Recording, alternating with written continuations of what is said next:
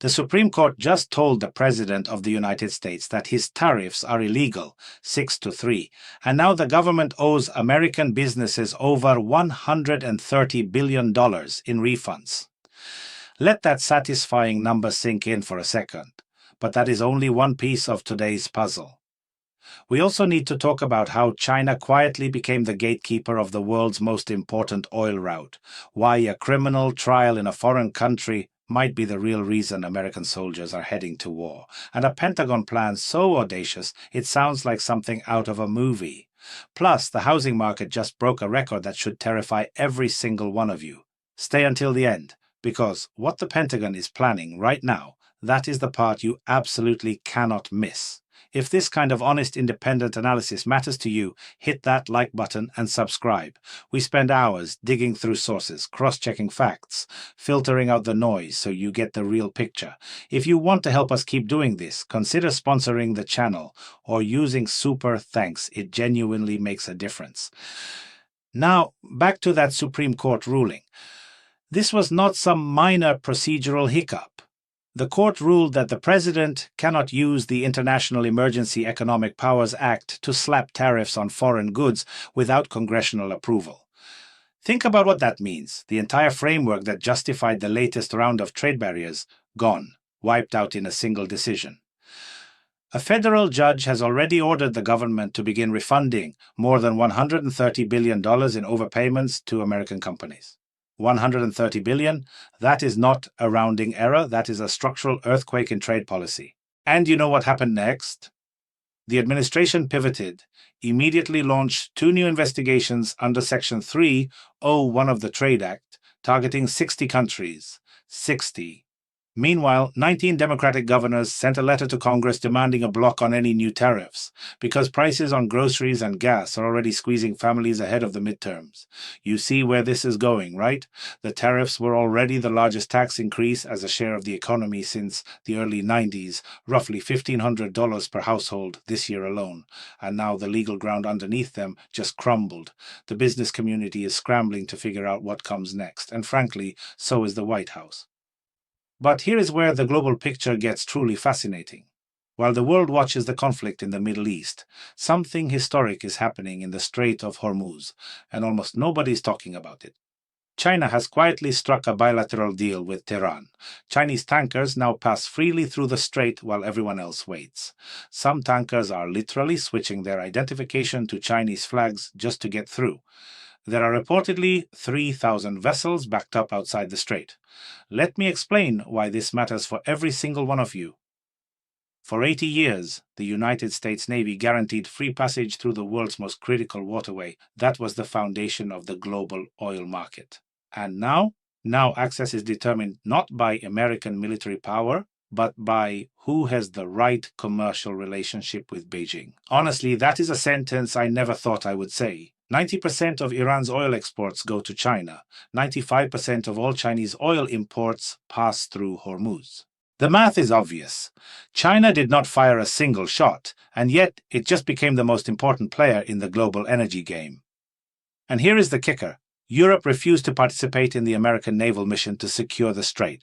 Germany, France, Greece, Norway, Canada all said no.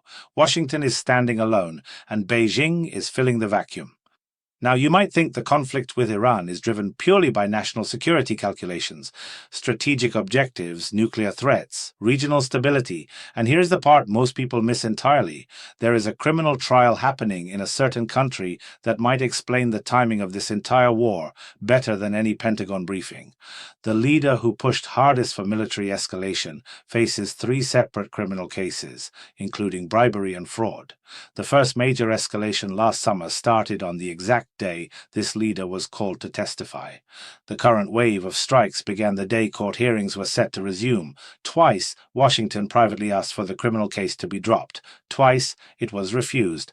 Analysts now predict the conflict will continue at least through March and likely into April, precisely as long as the trial hearings are scheduled. Coincidence? You tell me, but when the timing of war aligns perfectly with the schedule of a courtroom, that deserves a very hard look. And while all of this unfolds overseas, there is a crisis happening right here at home that is quietly destroying the American dream. The median age of a first-time home buyer in the United States has hit 56 years old. 56. Let that sit with you. When your parents bought their first house, they were probably in their late 20s. The country is short roughly 4 million homes. Mortgage rates dropped, sure, but when there is nothing to buy, lower rates are meaningless. Renovation spending has surged by 30 to 40% because people cannot afford to move, so they are fixing what they have. And here is the part that should make you furious. After the government introduced energy subsidies to help homeowners, contractors simply raised their prices by the exact amount of the subsidy. The benefit evaporated before it even reached the people it was designed for. The system designed to help you ended up helping the people charging you. Classic. And nobody in Washington seems to have a plan for any of this. If you are finding this valuable, drop a comment and let me know which story hit hardest today. Share this with someone who needs to hear it. And if you have not subscribed yet, now is a great time, because what comes next is the most important part of today's briefing. Now listen carefully, because this is the story that kept me up last night. A retired general went on national television and essentially revealed the Pentagon's plan to seize Karg Island. You might not know that name, but you should. This tiny island in the Persian Gulf handles roughly 90% of Iran's crude oil exports, about 1.5 million barrels every single day. The 82nd Airborne Division has been placed on high alert, reportedly for this exact operation. Two carrier strike groups are converging. The Gerald Ford Group is moving to link up with the Lincoln Group off the coast. Think about what this means. If the United States captures that island, it would control Iran's entire oil revenue stream overnight. It would fundamentally shift the balance of power, but it would also put American troops on an island within range of everything Iran has. This is not a drone strike from a safe distance. This is boots on the ground in the most volatile waterway on Earth. And here is the question nobody in Washington seems to be asking. Even if you take the island, then what? You hold it for how long? Against what kind of retaliation? Oil at $150 a barrel was already crashing markets across Asia. Gas prices at home have already blown past $4. The strategic oil reserves were never replenished. And now someone thought the smart move was to go on television and announce the plan to the entire world. You know what? Sometimes the most dangerous thing about power is not the plan itself.